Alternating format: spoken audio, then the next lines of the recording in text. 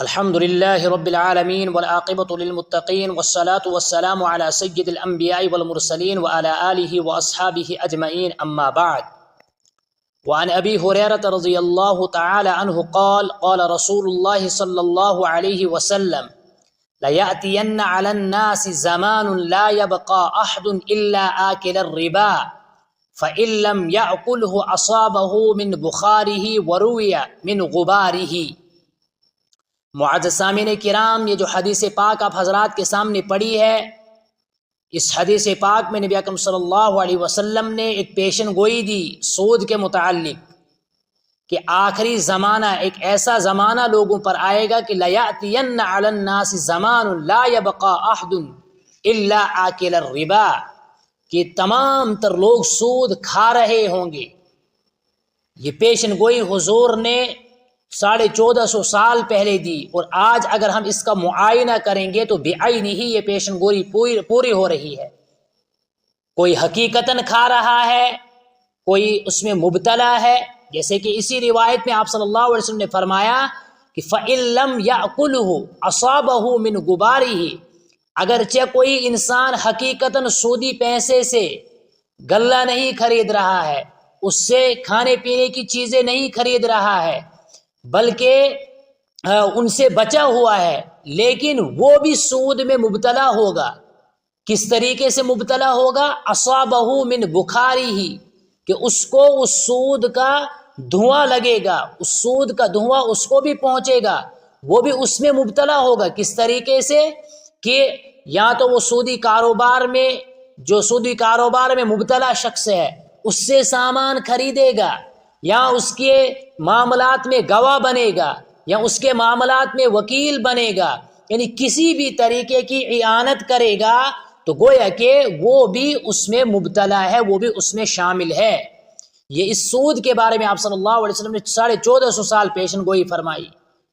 آج اگر ہم اس کا معائنہ کریں گے تو کوئی ایسا شخص نہیں ہے کہ جو اس سے بچا ہوا ہو.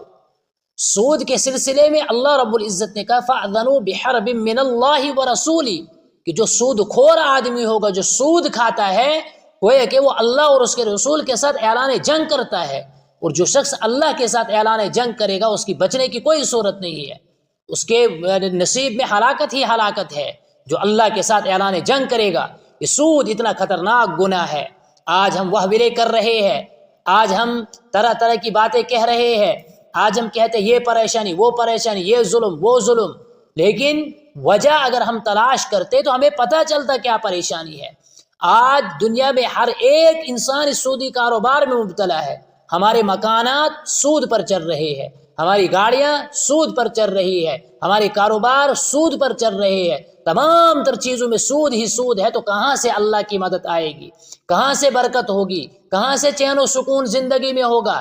کہاں سے ہم سکون کی نیند کریں گے؟ کہاں سے اللہ ہم سے راضی ہوگا؟ اس بات کی بالکل امید نہیں رکھنا. اگر آپ اسی حال میں مبتلا رہے، یہی کاروبار کرتے رہے، یہی چیزیں آپ کرتے رہو، تو اس امید میں بالکل نہیں رہنا، یہ امید چھوڑ دینا. چنانچہ سود کے متعلق نبی اکرم صلی اللہ علیہ وسلم نے بتلایا کہ یہ سود کا جو گناہ ہے اس کا جو نچلا درجہ ہے وہ کیا ہے. حضرت ابو ہریرہ رضی اللہ تعالی عنہ ہی روایت کرتے ہیں، فرماتے ہیں کہ قال رسول اللہ صلی اللہ علیہ وسلم الربا 70 جزءا ایسرها ان ينكح الرجل امه، کہ سود کے 70 درجے ہیں. ان 70 درجوں میں سے سب سے ادنا درجہ یہ ہے کہ انسان اپنی ماں کے ساتھ نکاح کرے، انسان اپنی ماں کے ساتھ اپنا بشری ضرورت پورا کرے. یہ اس سود کا سب سے کم تر درجہ ہے. یعنی جو انسان سود کھاتا ہے، گویا کہ اس کو جو گناہ ملتا ہے سب سے کم گناہ وہ اپنی ماں کے ساتھ نکاح کرنا. کوئی انسان دنیا کے اندر اس بات کا تصور ہی نہیں کر سکتا ہے کہ وہ اپنی ماں کے ساتھ، اس ماں کے ساتھ جس نے اس کو جنم دیا ہے، کہ اس کے ساتھ وہ نکاح کرے. جتنا بڑا گناہ وہ ہے، اس سے بڑا گناہ یہ سود کھانا ہے. یہ تو پہلی سیڑھی ہے، اس کی پہلا گناہ ہے. پھر بڑا جو گناہ ہے اس کا تذکرہ بھی احادیث مبارکہ میں آئے کہ نبی اکرم صلی اللہ علیہ وسلم نے فرمایا کہ جو شخص سود کھاتا ہے اس کا گناہ کیا ہے۔ بعض روایات میں اس کو زنا سے بڑا ہوا گناہ قرار دیا۔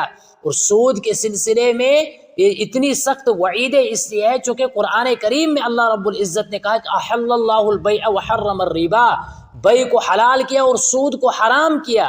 اور جو شخص سود کھائے گا اس کے بارے میں اللہ رب العزت نے وعید سنائی کہ وہ بڑا ظالم، بڑا مجرم ہے، وہ اللہ سے اعلان جنگ کرتا ہے، اس لیے ہلاکت ہی ہلاکت ہے۔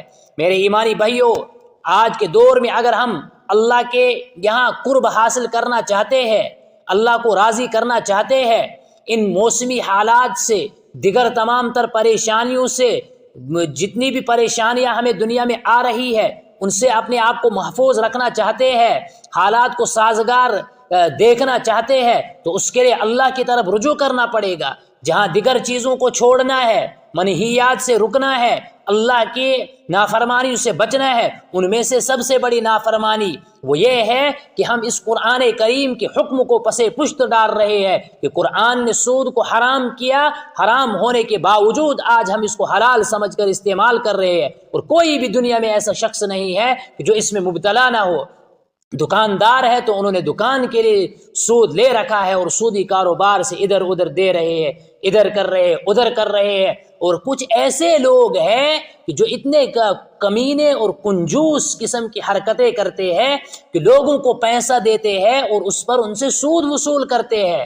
ان لوگوں کے سامنے قرآن کریم کی آیت نہیں ہے یا احادیث مبارکہ نہیں ہے جن میں اتنی سخت وعیدیں آئی ہے، کہ تبھی تو آج یہ حالات ہے، ہم پر اتنے مسلمان اتنے پریشان ہے، اتنے مصائب کا سامنا کر رہا ہے، تکالیف کا سامنا کر رہا ہے، چونکہ ہم نے قرآن اور حدیث کے احکام کو پس پشت ڈال دیا۔ اللہ رب العزت سے دعا ہے کہ ہمیں قرآن کریم اور حدیث پاک میں جو احکام ہمارے لیے آئے ہیں ان پر عمل کرنے کی توفیق عطا فرمائے۔ وآخر دعوانا الحمد للہ رب العالمین۔